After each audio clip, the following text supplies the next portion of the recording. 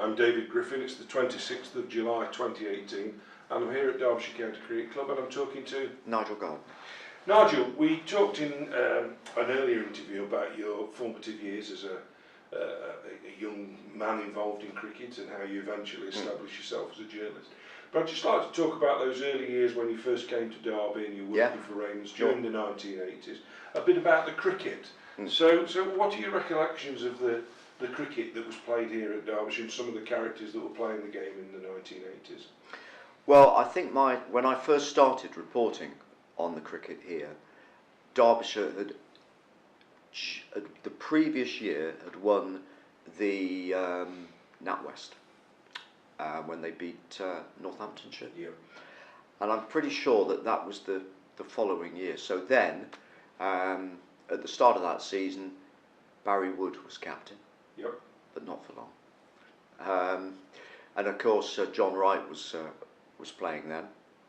I think Peter Kirsten was still was still here.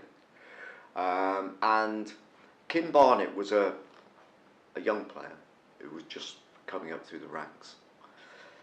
And then, of course, there was this big fallout, as tends to happen periodically at Derbyshire. And Barry Wood was no longer captain. I can't remember the circumstances as to how it happened, but Kim Barnett was made captain. And I remember a headline in one of the national papers calling him Captain Kid, because I think Kim was 22. That's right. Yeah. And Barry Wood was in the, if you like, reduced to the ranks. I don't know, did Barry resign as captain? He went basically the moment that he lost the captaincy. Yeah. But he was playing under Kim, but was basically showing that he wasn't very happy about it. It was untenable, really. Yes, it was. So that was the start of what, arguably, I mean, nobody could quite see it then, because there was some fairly disastrous performances at the beginning. But I think that was inevitable. But I think that was the beginning of what was probably the greatest era for Derbyshire, under arguably their greatest ever player, and who many would regard as their greatest captain. But as I say at the start, it wasn't easy to see that. But I think Kim was one of these people who put his stamp on the team from the very beginning. And initially the team struggled. I remember playing a game against Leicestershire at Chesterfield, and Derbyshire I think were 32 for 8. And someone was on the way up to bat, and as they passed Kim looked up and said, "Be positive." And that was the way he played. Absolutely. And that was the way that Derbyshire gradually played as they got better players. Yeah. And of course, John Wright was still here for a few years after that. Again, one of Derbyshire's greatest batsmen and a lovely man. But then with the overseas ruling changed, didn't it? Because when Michael Holding came in, you couldn't play both John and Michael together, so they would alternate. It was hugely disadvantageous because of course up the road, Nottinghamshire could play Rice and Headley. Because I think they were signed before a certain time. When you signed them, I think it was, yeah. It was ridiculous, really, on reflection. Yes, it was. So Michael tended to play most of the home games, and John would tend to play some of the away matches where teams knew that if they prepared a fast pitch with a bit of grass on it, then they were probably quite likely to lose. And I remember John saying that he used to, I think both amuse and irritate him slightly when he'd arrive at grounds and teams would be so happy to see him. Because of course, yeah. Clearly Derbyshire at that time under Barnett made a conscious decision to go with a pace attack. I think they'd seen the West Indies and realised that the way to win cricket matches, fast pitches, put some grass on it and play some quicks. So there were a real variety of quicks. You've already mentioned Michael, but of course We had the great Dane Stan Mortensen, Devon Malcolm and others. Yeah. What do you recall of those particular players? Well, I think the one that will always stand out, of course, was All Mortensen, because not only was he an outstanding bowler, but he was also a larger-than-life character. And of course, lots of teams have their memories of All or Stan, and some of them. I imagine if you were an opposing player, he could get up your nose a little bit on occasions. But he was a magnificent bowler. And I think around about that time, David Gower was the England captain. And I think that Gower told him that had the regulations been different then, that he would have played for England. England would have selected him. There are many I've heard who've said from that era that he was the best bowler not to play for England. Oh, he was. He was in every way. Although he was Danish, he was the archetypal English seamer. Well, you can imagine he was like Cliff Gladwin. Everyone talked about Gladwin as nuggety and in your face, and he knew his wouldn't give you anything analysis at all when he walked off the pitch. And Stan gave that impression, didn't he? Absolutely. But he was a very, very fine bowler. So then Derbyshire had probably one of the best attacks in the country, because also you had Alan Warner, and Alan Warner was a very, I thought, underestimated player. They got him from Worcestershire, I think, because he'd hit Kim on the helmet. Yes, right, yeah. Yeah. And he thought, oh, I like this. I like the one who can bounce. That's right. Yeah, he liked that. Yeah. And he didn't have a great start here, Alan, or Jack as he was known.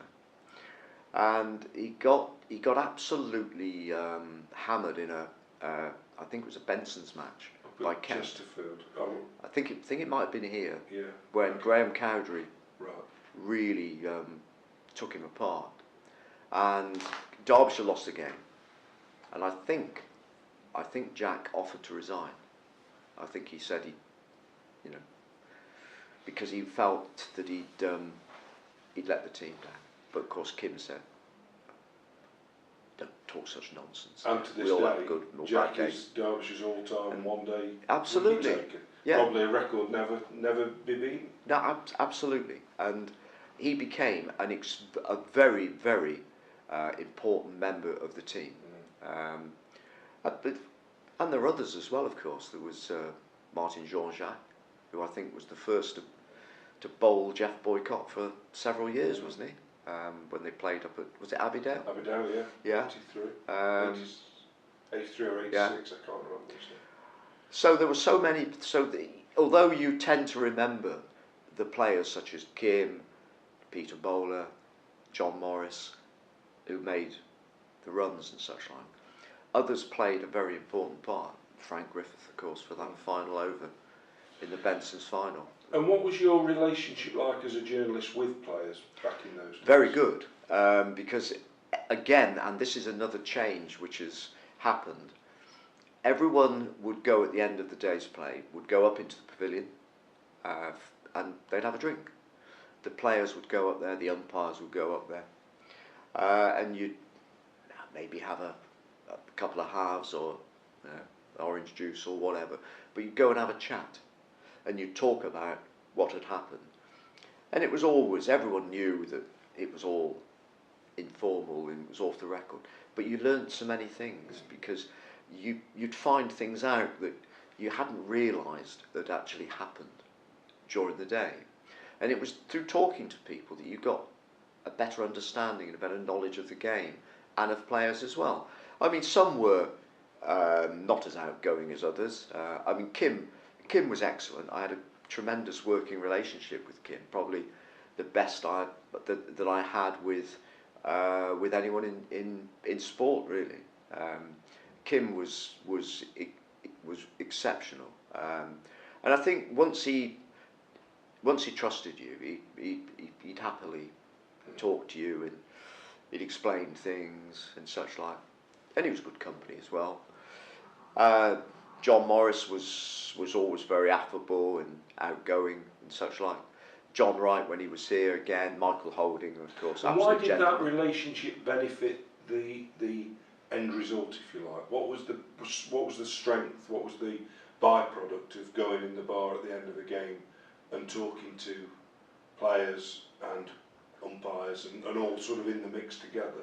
I think it made you understand and made you realise when you were reporting that it wasn't just a case of the ball hitting the bat or Right. the batsman being dismissed or whatever.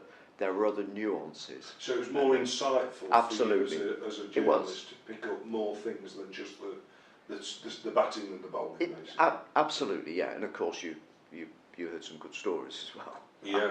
Not all of them we could go into here, but it was a different atmosphere. And I remember, you might remember a chap called Martin Searby. Absolutely, yeah. Now, Yorkshireman, yeah, Martin, yeah. Martin used to write a cricket diary for the Sunday Times, and I don't think anybody before or since ever wrote a diary like it, because he would come out with these really interesting stories about things, not just, they were all cricket related, but they weren't just about somebody breaking a record here or whatever. And there, some of them were very, very funny.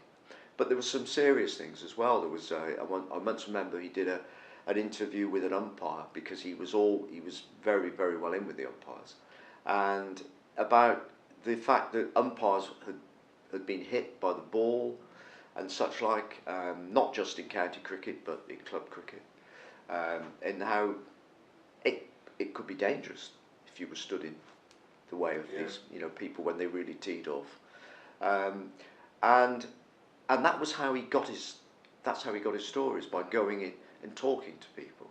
So it was another side of the game which the people outside of cricket, outside of the media, who would just pick their newspaper up, probably wondered how they ever found out these things. But that was how they did it. So does that mean now then, Nigel, because you don't do that, Yeah. it's not because you don't want to, it's just simply that's faded, does that mean then that you are restricted to writing about the batting and the bowling because you can't add in the nuanced differences and I think the light and shade of cricketers? I think the game has changed as well.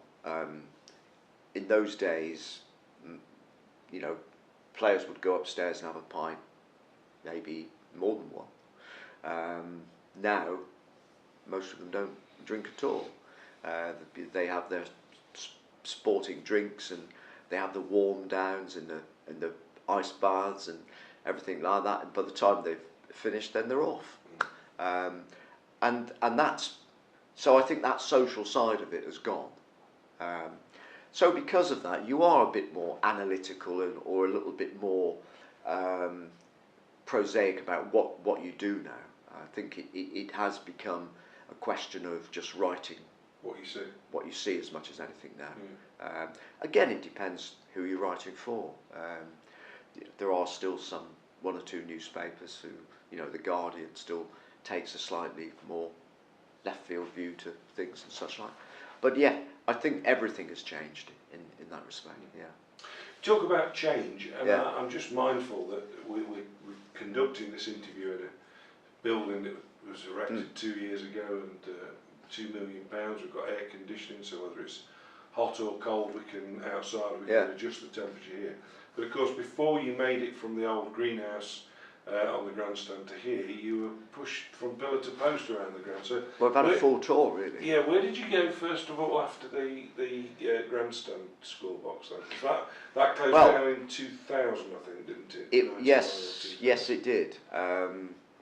We went first of all across to where I think there's now the stand across on the ground in front of Virgin Active.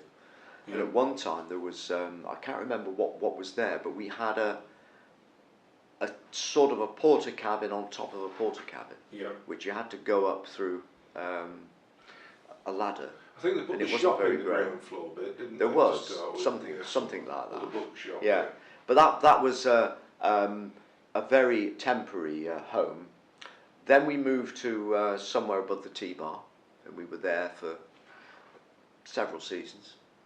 Again, I mean, looking back on it, you think that it was almost luxurious compared to what we'd had before.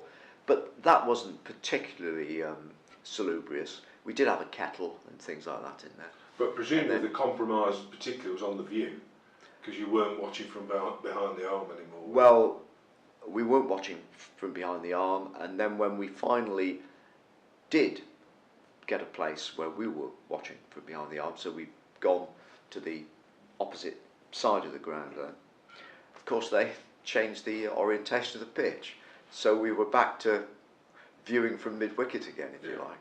But yeah, it wasn't ideal, but I think that was probably the best box that we'd had before the one that we're in now, of course, which is, I think now it's where the ground staff are.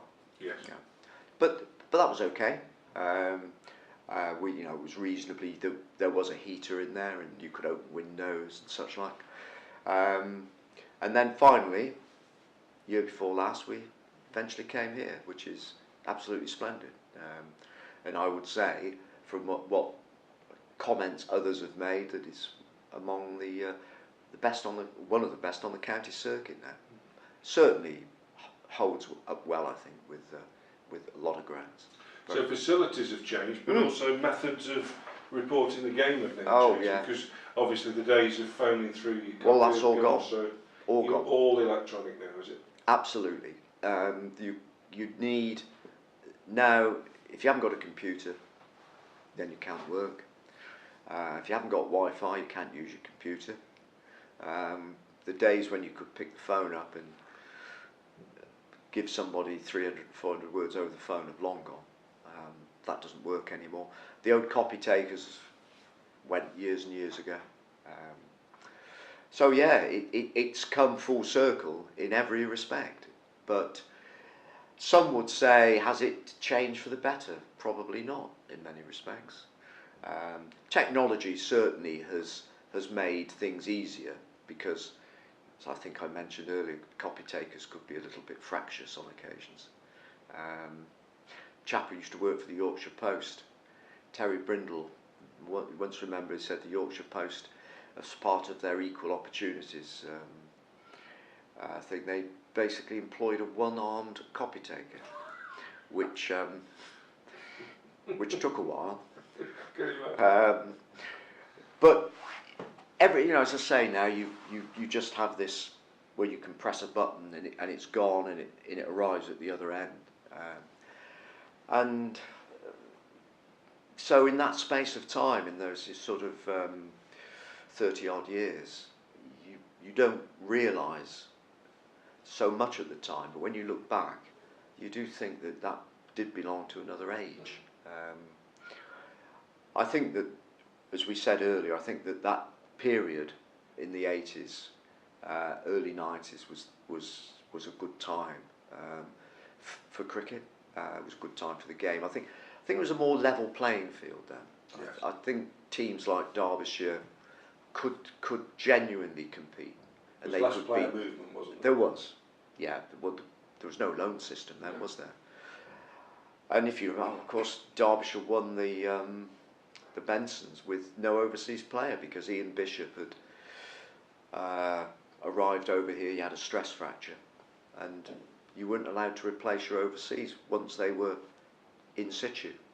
So they won that without an overseas player, and they beat one of the best one-day teams of the modern era in Lancashire. But of course by then Dominic Cork was playing. So Ian Bishop, although was a marvellous fast bowler and a decent batsman, Derbyshire were able to get by without him, which said a lot for the team. Yeah. I think a lot. Well, I think we'll call a halt at that point because I think we've reached an appropriate point. Because what I'd like to do in the next interview is look at that mid-90s, late 90s period, which of course was a combination of some success but huge turmoil at Derbyshire. But for now, Nigel, thank you very much.